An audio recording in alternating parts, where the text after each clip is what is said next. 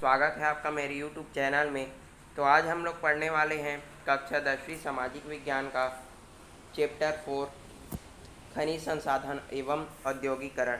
तो इसमें हम लोग जानेंगे कि जो हमारे जो खनिज संसाधन हैं उनका किस प्रकार से उपयोग किया जाता है और औद्योगिकरण में इनका क्या महत्व है। तो चलिए वीडियो शुरू करते हैं। और वीडियो शुरू करने से पहले अभी तक आपने मेरे चैनल को सब्सक्राइब नहीं किया है तो सब्सक्राइब कर लें और अपने दोस्तों के साथ शेयर ज़रूर करें। तो चलिए पढ़ना शुरू करते हैं। तो पहले इसमें आते हैं कि खनिज क्या है। तो खनिज की कई परिभाषाएं हो सकती है। विज्ञान में हम प्राकृतिक रूप से पाए जाने वाले अजैविक ठोस रवेदार यौगिक तत्व या तत्व को क्या कहते हैं, खनिज कहते हैं। यानी कि जो हम लोग विज्ञान में पढ़ते हैं कि अजैविक तत्व रवेदार यौगिक या तत्व को क्या कहा जाता है, खनिज कहा जाता है। इसी तरह की परिभाषा आपने अपने विज्ञान के पाठों में पढ़ी होगी, लेकिन भूगोल और भारतीय कानून में हम खनिजों को बहुत व्यापक रूप में परिभाषित करते हैं। ये तो हो गई विज्ञान की बात, लेकिन जब भूगोल और भारतीय कानून में हम परिभाषा को देखते हैं खनिज की, तो उसमें जो है क्या बताया गया है इसके बारे में हम लोग जानते हैं कि प्रायः वे सभी चीज़ें जो प्राकृतिक हो और हमें खनन, खुदाई, ड्रिल, तालाब आदि के तल में से खोदना, पत्थर काटना आदि द्वारा क्या हो प्राप्त हो, उन्हें हम क्या कहते हैं, खनिज कहते हैं।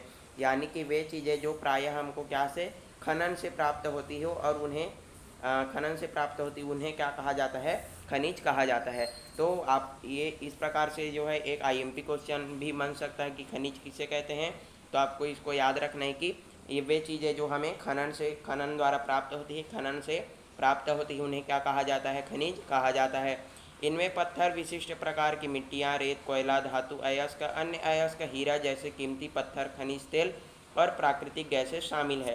तो इनमें कई प्रकार के जो है खनिज प्राप्त शामिल है, जैसे कि पत्थर हो गया, मिट्टी तेल हो गया, रेत हो गया, अयस्क हो गया, हीरा, लोहा इत्यादि जो सभी जो चीज़ें हैं वो खनिज के अंतर्गत आते हैं और खनिज में ही इनका जो है स्थान माना गया है। और आगे चलते हैं। अगर हम अपने चारों ओर नज़र डालें तो पाएंगे कि हमारे दैनिक उपयोग की वस्तुएं खनिजों से ही बनी हैं। यानी कि हम आज यदि चारों ओर देखें और अपना ध्यान यदि उन पर डालें तो हम पाएंगे कि जो हमारी जो दैनिक उपयोग की अधिकांश जो वस्तु है वो किससे निर्मित हुई है, खनिजों द्वारा ही बनी हुई है। हमारे घर मिट्टी के द्वारा बने हैं, चूना, सीमेंट, लोहा की छड़ आदि से बनते हैं जो खनिज से ही बने हैं। यानी कि जो भी हमारे घर हो गए जैसे चूना, सीमेंट, लोहे इत्यादि के जो भी छड़ से बने हुए हैं, तो ये तो पूर्ण रूप से खनिज के अंतर्गत आते हैं। अधिकांश धातु की चीज़ें खनिज अयस्क से बनी है। सोना, चांदी, मणिक आदि से बने आभूषण भी खनिजों से ही बने हैं। यानी कि जो भी सोना, चांदी, जो भी आभूषण हम लोग उपयोग करते हैं वो भी खनिजों से क्या होते हैं, बने होते हैं। हम ईंधन के रूप में पेट्रोल, डीजल और मिट्टी तेल यानी कि केरोसिन का उपयोग करते हैं, वे सभी खनिज तेल या पेट्रोलियम के परिष्करण से बने होते हैं। यानी कि जो भी हम गाड़ियों में पेट्रोल, डीजल और जो मिट्टी तेल यानी कि केरोसिन का उपयोग करते हैं वो सभी जो है खनिज तेल यानी कि प्राकृतिक पेट्रोलियम यानी कि उन्हें पेट्रोलियम के अंतर्गत रखा गया है और ये सभी क्या कहलाते हैं, ये सभी भी खनिज कहलाते हैं। तो इसको आपको याद रखना है। और दूसरे प्रकार के ईंधन जैसे कोयला और गैस के भी खनिज के रूप में है। यानी कि मिट्टी के ज़मीन के अंदर से जो कोयला हमें प्राप्त होता है वो भी और जो गैस प्राप्त होता है वो भी खनिज के अंतर्गत पाए गए हैं। अंततः हम कह सकते हैं कि भूगोल की दृष्टि से जो वस्तुएं प्राकृतिक रूप से ज़मीन के अंदर से खनन द्वारा प्राप्त की जाती है उन्हें हम क्या कहते हैं, खनिज कहते हैं। तो आपको इसको याद रखना है। आप चाहे तो नोट करके भी रख सकते हैं। आप एक कापी और पेन लेकर बैठिएगा और मैं आपको आईएमपी क्वेश्चन बताते चलूँगा। तो आपको इसको याद रखना है कि खनिज किसे कहते हैं। तो वे वस्तुएं जो प्राकृतिक रूप से ज़मीन के अंदर खनन द्वारा प्राप्त होती है उन्हें हम क्या कहते हैं, खनिज कहते हैं। और उदाहरण के रूप में आप जो है इन सभी चीज़ों को जो है लिख सकते हैं, जैसे कि ये अन्य जो हीरा, जो पत्थर है, कोयला, मिट्टी, रेत इत्यादि जो है धातु, अयस्क, अन्य अयस्क, इतने जो उदाहरण हैं आपको आप जो है लिख सकते हैं। चलिए आगे चलते हैं। खनिज संपदा भूगर्भिक प्रक्रियाओं से निर्मित होती है और पृथ्वी पर इसकी मात्रा क्या है, सीमित है।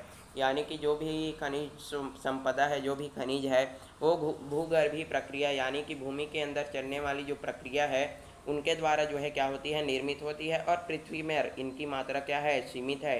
इसका नवीनीकरण नहीं हो सकता। इस प्रकार का खनिज कभी न कभी समाप्त हो सकता है। और ये जो खनिज पाए जाते हैं जो भूगर्भीय प्रक्रियाओं द्वारा निर्मित होते हैं, तो इनका जो है नवीनीकरण यानी कि ये जो है नए नहीं बन सकते।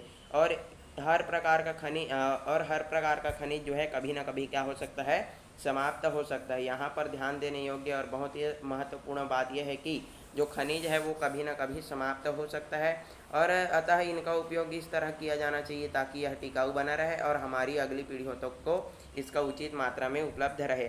तो इसके लिए यह आवश्यक है और यह हमें समझना होगा कि इसका जो है उचित उपयोग और करना चाहिए, और ताकि जो अगली पीढ़ी है हमारी उनके लिए उचित मात्रा में क्या हो, उपलब्ध हो, और ताकि वे भी इनका जो है उचित प्रकार से उपयोग कर सके। चलिए आगे चलते हैं। तो खनिज किसके हैं, तो पहले हम जानते हैं कि खनिज जो है किसके हैं। यदि किसी स्थान पर जो है खनिज मिलता है तो वो किसका होता है, तो चलिए पढ़ते हैं। मान लो किसी गांव के नीचे गहराई में चूना पत्थर का भंडार पता चला, तो वह चूना पत्थर किसका होगा, जमीन के मालिक का, पूरे गांव वालों का, या पूरे राज्य या देश का। तो यदि किसी गांव के अंदर जो है चूने पत्थर का क्या मिलता है, भंडार मिलता है, तो इसके ये जो एक उदाहरण के स्वरूप समझाया गया है, तो चलिए इसको समझने का प्रयास करते हैं कि यदि किसी गांव के अंदर क्या मिलता है, चूना पत्थर का जो है भंडार मिलता है, तो वह चूना पत्थर किसका होगा। तो इसमें पहले बताया गया है कि यदि ज़मीन के मालिक का होगा, या पूरे गांव वालों का होगा, या राज्य का होगा, या पूरे देश का होगा। तो अलग अलग देशों में इसके संबंध में क्या बनाए गए हैं, अलग अलग कानून बनाए गए हैं। तो अलग अलग देशों में इसके अंतर्गत यानी खनिज किसका हो, इसके लिए क्या बनाए गए हैं, अलग अलग कानून बनाए गए हैं। उदाहरण के लिए ब्रिटेन और संयुक्त राज्य अमेरिका में वह ज़मीन के मालिक का होगा, यानी कि जो ब्रिटेन और जो संयुक्त राज्य अमेरिका है, और यदि वहाँ पर जो है खनिज पाया जाता है, तो वह जो खनिज है वो ज़मीन के मालिक का होगा, जबकि जर्मनी जैसे देशों में वह केंद्र सरकार का होगा। यानी कि इसमें ब्रिटेन हो गया और संयुक्त राज्य अमेरिका हो गया।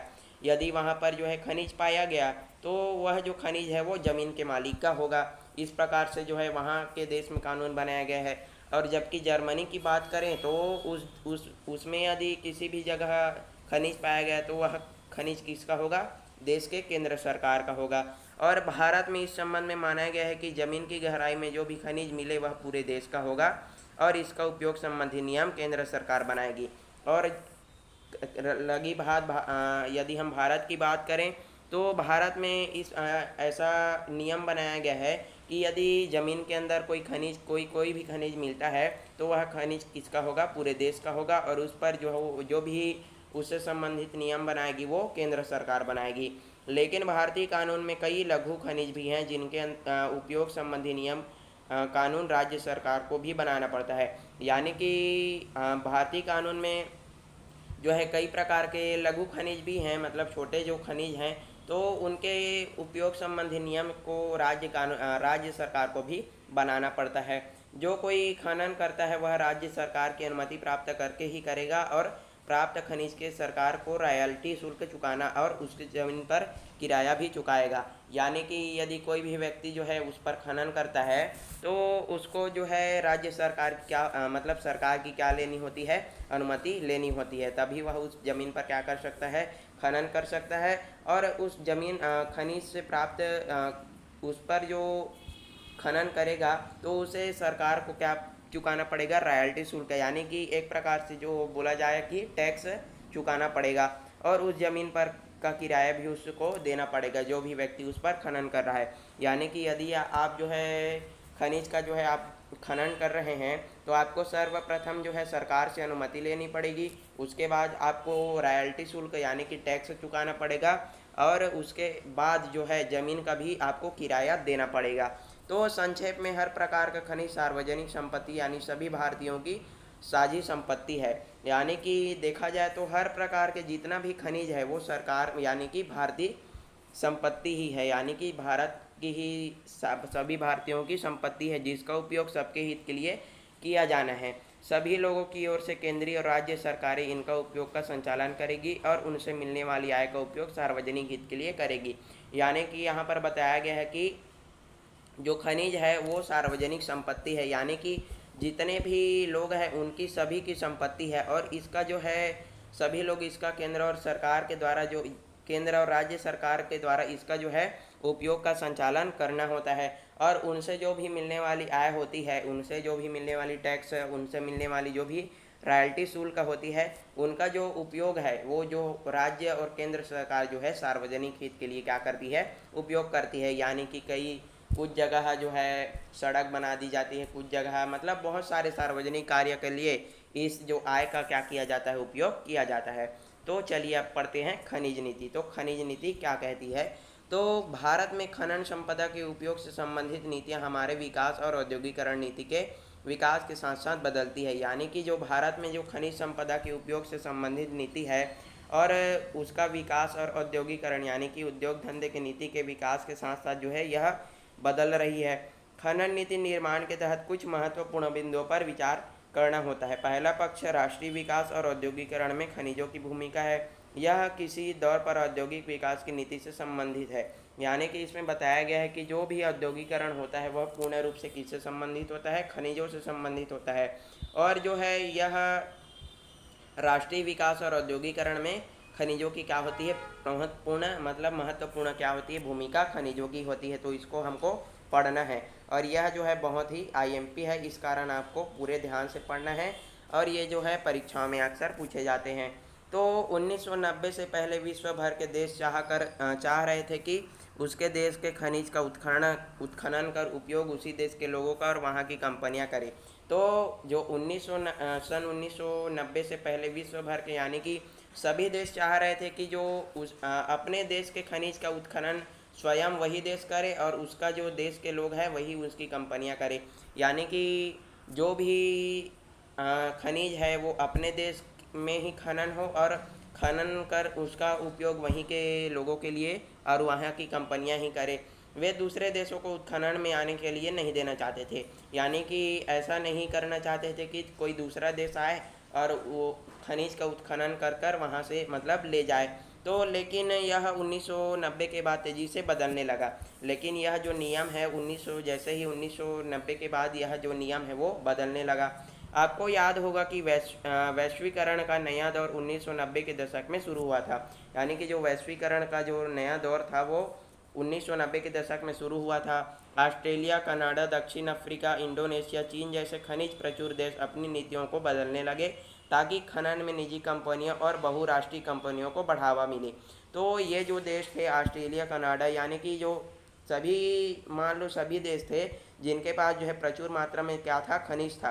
वो अपनी जो खनिज नीति थे उनको जो है बदलने लगे ताकि जो अन्य जो देश थे, अन्य जो निजी कंपनियां थी वो उनके देश में आए और उनकी जो खनिज है उनको खनन करे। तो इस प्रकार से जो है अपनी खनिज जो नीति थी उनको बदलने लगे। वे नई तकनीकें और पूंजी लेकर आए और औद्योगिक उत्पादन की बढ़ती मांग के लिए खनिज संपदा का दोहन करे। और वे लोग चाहते थे कि जो बाहर के जो देश के जो कंपनी है वो अच्छी अच्छी तकनीक और पैसे लेकर आए और उनकी जो खनिज संपदा को जो है अच्छे कीमत पर खरीद कर जो है ले जाए और उनका जो है औद्योगिक उत्पादन में उपयोग करे। तो इसके साथ ही खनिजों का अंतर्राष्ट्रीय बाजार और व्यापार अभूतपूर्व ढंग से बढ़ा और कोई भी उद्योगपति अपनी ज़रूरत के लिए वहाँ खनिज से खरीद सकता था। तो इसके साथ साथ जैसे ही इन्होंने अपनी खनिज नीति में सुधार किया, खनिज नीति में परिवर्तन किया, तो उद्योगपति जो है बहुत अपनी ज़रूरत के हिसाब से खनिज खरीदने लगे। वर्तमान में सरकारें अपने आप को खनन कार्य तथा खनिज भंडार से हटा रही है और उसे पूरी तरह निजी कंपनियों को दे रही है। यानी कि जो वर्तमान में जो सरकार हैं वो अपने खनन कार्य से मुख्य रूप से पूरी तरह जो खनिज भंडार है उसके खोज से हटा रही है, मतलब खोज को हटा रही है और उसके जो पूरी तरह से उनको निजी कंपनियों को दे रही है। अब सरकारें मुख्य रूप से 3 कार्य करती है। यानी कि जो सरकार है वो मुख्य रूप से कितने कार्य करती है? 3 कार्य। तो पहला कार्य क्या है? तो खनिज संपदा के बारे में वैज्ञानिक जानकारी एकत्र करना और बांटना। सरकारें अपने देश में कहाँ क्या खनिज संसाधन उपलब्ध है इसकी वैज्ञानिक जानकारी इकट्ठा करती है और उसे सार्वजनिक करती है ताकि विभिन्न कंपनियां उसके उत्खनन के लिए आगे आए। यानी कि इसमें पहला क्या बताया गया है कि जो भी सरकार है, जो भी सरकारें हैं वो खनिज संपदा का सबसे पहले क्या करती है, पता लगाती है वैज्ञानिक माध्यम के द्वारा। और जैसे ही उनको पता लग जाता है कि किस जगह पर क्या खनिज मिलता है, क्या खनिज संसाधन उपलब्ध है, तो इसका जैसे ही जानकारी लगता है तो वैसे ही उन क्या करती है, सार्वजनिक करती है, उस जगह को क्या कर देती है, सील कर देती है, यानी कि सार्वजनिक कर देती है, ताकि विभिन्न कंपनियां उनके उत्खनन के लिए आगे आए। और जो कंपनियां हैं वो उनके उत्खनन के लिए, यानी कि उनको खनन करने के लिए आगे आती है। दूसरा कार्य क्या किया जाता है कि दूसरा क्या है, खनन उद्योग को विनियमित या रेगुलर करना। सरकारों का दायित्व है कि खनन कायदे कानून के तहत हो और पर्यावरण व मजदूरों की सुरक्षा का अनदेखा न किया जाए। यानी कि वे क्या, दूसरा कार्य क्या करती है कि जो खनन है वो नियमित हो और रेगुलर हो, यानी कि जो खनन जो कार्य है वो नियमित रूप से होना चाहिए। और सरकारों का यह दायित्व है कि जो खनन के कायदे और कानून हैं उसके तहत पर्यावरण और मजदूरों का किसी भी प्रकार से जो है नुकसान नहीं होना चाहिए, खास करके जो है पर्यावरण का। और सरकार कंपनियों को खनिज भंडार खोजने और उत्खनन की अनुमति देती है और यह सुनिश्चित करती है कि कंपनियां उन शर्तों का पालन करें। तो जो भी कंपनियां उस खनन के लिए शर्त को पालन करती है तो उसी कंपनियों को ये है खनन की अनुमति दिया जाता है। तीसरा कार्य क्या किया जाता है कि खनन से शुल्क या कर वसूल करना, यानी कि जो जो भी खनन किया जाता है उस कंपनी के द्वारा जो है, मैंने आपको पहले भी बताया कि जो रॉयल्टी शुल्क है, यानी कि कर जो है उससे वसूल लिया जाता है। सरकार को यह सुनिश्चित करना होता है कि खनिजों से प्राप्त आय का उचित हिस्सा सरकार को शुल्क या टैक्स के रूप में मिले, जिसे वह देश के विकास कार्यों में लगा सके। तो जो सरकार है उसको यह सुनिश्चित करना होता है कि जो भी खनिजों से जो प्राप्त आय है, यानी कि जो भी निजी कंपनी जो भी खनन कर रहा है तो उससे जो भी आय प्राप्त होता है तो उसका का विकास कार्यों के लिए उचित जो उपयोग है वो सरकार कर सके, इसका विशेष ध्यान दिया जाता है। इस तारतम्य से भारत में भी खनिज नीति में बदलाव होने लगा। तो इस प्रकार से जो है भारत में खनिज नीति में बदलाव होने लगा। तो आपको इन तीनों को जो है आपको याद रखना है। चलिए आगे बढ़ते हैं। भारत में आर्थिक उदारीकरण की शुरुआत 1991 में हुई थी। 1993 में सरकार ने एक नई राष्ट्रीय खनिज नीति की घोषणा की, जिसमें कहा गया था कि सरकार केंद्रीय सार्वजनिक उपक्रमों के लिए आरक्षित खनिजों को भी अब निजी क्षेत्रों में देगी। यानी कि इसमें बताया गया था कि 1993 में एक नई खनिज नीति बनाई गई, जिसमें बताया गया कि जो सरकार है वो केंद्रीय सार्वजनिक उपक्रमों के लिए भी आरक्षित खनिज को निजी क्षेत्र में, यानी कि जो केंद्र द्वारा जो सार्वजनिक आरक्षित खनिज क्षेत्र है उसको भी निजी क्षेत्रों को दे देगी और निजी कंपनियों को दे देगी। सरकार का कहना था कि उसके पास इतनी पूंजी नहीं कि वह पर्याप्त मात्रा में निवेश कर पाए और न ही उसके पास इतना इस काम के लिए तकनीक विशेषज्ञता है। यानी कि सरकार का यह कहना है कि उसके पास तो इतनी पूंजी नहीं है कि पर्याप्त में निवेश कर पाए, यानी कि वो दूसरे पर निवेश कर पाए, और ना ही उसके पास इतना काम है कि तकनीकी विशेषज्ञता है, यानी कि खनन करने के लिए उसके पास तकनीकी विशेष वैज्ञानिक या माध्यम है। तो इस कारण से देश के उत्पादन जो है खनिज उत्पादन क्या हो रहा है, पिछड़ रहा है और खनिज में बढ़ती अंतर्राष्ट्रीय मांग का लाभ नहीं उठा पा रहा है। इस वजह से सरकार ने निजी व विदेशी कंपनियों को आमंत्रित करने का निर्णय किया। इस कारण से जो है जो सरकार है उन्होंने निजी और जो विदेशी कंपनी है उसको खनन में आगे आने के लिए क्या किया, आमंत्रित किया। 1994, 1999 और 2008 में खनिज कानून में संशोधन किए गए ताकि निजी निवेशक और विदेशी कंपनियां आसानी से भारतीय खनन उद्योग में निवेश कर सके। तो जो है 1994, 99 और 2008 में जो है इस कानून में क्या किया गया, संशोधन किया गया, यानी कि जो खनिज नीति कानून है उसमें संशोधन किया गया। और क्या संशोधन किया गया कि जो निजी कंपनियां और विदेशी कंपनियां हैं वो भारतीय जो खनन उद्योग है उसमें निवेश कर सकते हैं और वो खनन कर सकते हैं। खनन में निजीकरण के कई प्रभाव पिछले 20 वर्षों में देखे गए हैं, जिनका प्रभाव चिंताजनक है। तो खनन जो है निजीकरण में कई प्रभाव भी देखने को मिले हैं। तो भारत के सकल घरेलू उत्पाद में खनन का हिस्सा 2000 में 3% था, जो 2014 में घटकर 2.3% रह गए। यानी कि जो सकल घरेलू उत्पाद में खनन का जो हिस्सा था 3% से घटकर जो है 2.3% रह गया। इसमें जितने लोगों को रोजगार मिला वह इन 14 वर्षों में स्थिर रहा, यानी न आय बढ़ी और न ही रोजगार। तो इनमें न देखा गया कि न ही इनकी आय बढ़ी और न ही रोजगार बढ़ा। दूसरी ओर देखा गया कि खनन द्वारा उत्पादन बढ़ा, मगर इससे राज्य को आय कम मिल रही है। इसका प्रमुख कारण यह रहा कि निजी कंपनियों को बहुत कम शुल्क में उत्खनन के ठेके दिए गए थे। यानी कि इसका दूसरा प्रभाव ये देखने को मिला कि जो भी इससे आय दिया जाता था वो राज्य सरकार को कम प्राप्त हो रहा था। तो इसका प्रमुख कारण क्या था कि जो निजी कंपनियां थी वो बहुत कम शुल्क लेकर क्या कर रही थी, उत्खनन कर रही थी। और तीसरी समस्या यह रही कि निजी कंपनियां खनन के बाद खदानों को बिना किसी भरपाई के क्या कर देती थी, छोड़ देती थी। और तीसरी समस्या क्या थी कि ये तो बहुत ही गंभीर समस्या है। ये मतलब जो है, जो भी कंपनियां खनन करती थी तो खदानों को ऐसे ही उसको छोड़ देती थी। कहा जाता है कि भारत में सैकड़ों बड़ी खदानें हैं जो बंद है और पर्यावरण के विनाश की कहानी को बयां कर रही। यानी कि अभी भी ऐसी सैकड़ों जो बड़ी खदानें हैं जो अभी बंद है और पर्यावरण के विनाश, यानी कि वो बहुत ही खतरनाक स्थिति में है अभी। और खनन के साथ साथ पर्यावरण का संरक्षण कैसे हो, निजी कंपनियों को केवल मुनाफा कमाने में रुचि रखती है। पर्यावरण संरक्षण में पैसे क्यों खर्च करेगी, उन्हें इसके लिए कैसे बाध्य किया जाए, इन बातों पर अभी चर्चा चल रहा है। तो वे लोग जो है पर्यावरण खनन तो कर लेते हैं, लेकिन उन पर्यावरण का उचित ध्यान ये लोग नहीं रखते। तो इस पर जो है अभी भी चर्चा चल रहा है और इसे समझने की अभी भी ज़रूरत है। चलिए आगे चलते हैं।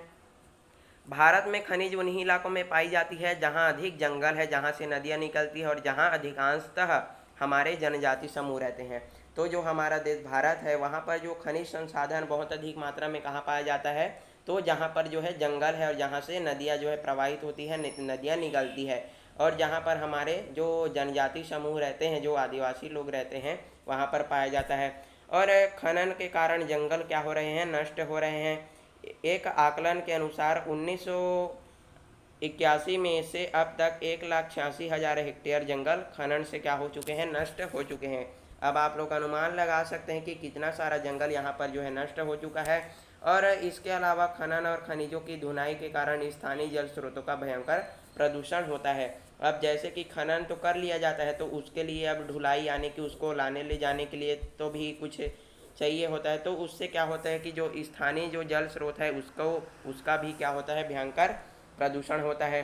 पर्यावरण के इस तरह से खराब होने से वहाँ के रहने वालों की आजीविका खतरे में भी है। तो पर्यावरण तो एक तरह से खराब तो हो ही रहा है और वहाँ पर रहने वाले जो लोग हैं उनकी आजीविका भी खतरे में है। कानून के अनुसार वहाँ रहने वाले जनजाति समूह की सहमति से ही खनन किया जा सकता है, मगर अक्सर इस प्रावधान को सही तरीके से अमल नहीं किया जाता।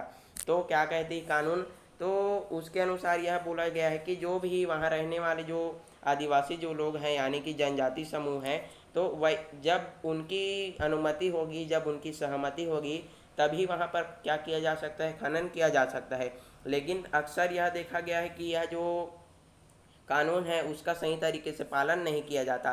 तो फलस्वरूप जनजाति समूह संसाधन युक्त होने के बावजूद सुविधाओं से वंचित रह जाते हैं। तो इसका कारण मतलब ये लोग हैं अपने में तो पूर्ण रूप से संसाधन युक्त होते हैं, लेकिन जो है इसके बावजूद वे लोग जो पूर्ण रूप से सुविधाओं से क्या हो जाते हैं, वंचित रह जाते हैं। इस संबंध में आपने नियमगिरी का उदाहरण राजनीति शास्त्र में अध्ययन में पढ़ा होगा। तो इसमें हम पढ़ेंगे कि आगे हम जब राजनीति पढ़ेंगे तो इसके बारे में हम लोग पढ़ेंगे कि नियमगिरी का उदाहरण। तो चलिए आगे चलते हैं। खदानों का दोहन खदान क्षेत्र के बंद होने के पश्चात के लक्ष्यों पर को ध्यान देने में किया जाना चाहिए। यानी कि जो खदान है उनका किस प्रकार से दोहन किया जाता है खदान के मतलब खनन के पश्चात, तो इस पर जो है ध्यान देने की आवश्यकता है। इसके तहत खदान भूमि के दोहन के पूर्व की स्थिति लाना, उसे अन्य उत्पाद कार्य के लिए उपयोगी बनाना प्रमुख लक्ष्य है। यानी कि पहले उसको अच्छे से खनन कर लिया जाता है, अब उसको ऐसे ही छोड़ दिया जाता है। तो इसमें बताया गया है कि इसका जो है पूर्व स्थिति में लाना और उसको अन्य उत्पादक कार्य के लिए उपयोग जो है करना प्रथम लक्ष्य हमारा होना चाहिए। सर्वप्रथम खदानी क्षेत्र की ऊपरी मिट्टी की परत जो खनन के पश्चात पुनः वनीकरण के लिए अत्यंत आवश्यक है उस वहाँ वृक्षारोपण करना होगा। तो जैसे ही उसको ऐसे ही छोड़ देते हैं खनन के पश्चात, तो इसमें बताया गया है कि उस पर जो है अधिक से अधिक क्या करना होगा, वृक्षारोपण करना होगा। और छोटे छोटे क्षेत्र में वन लगाए जाने चाहिए ताकि खदानी क्षेत्र का पारिस्थितिक पुनर्वास के लिए उपयोगी है। यानी कि वहाँ पर जो क्या किया जाना चाहिए, छोटे छोटे जो है उस क्षेत्र में वन लगाने चाहिए।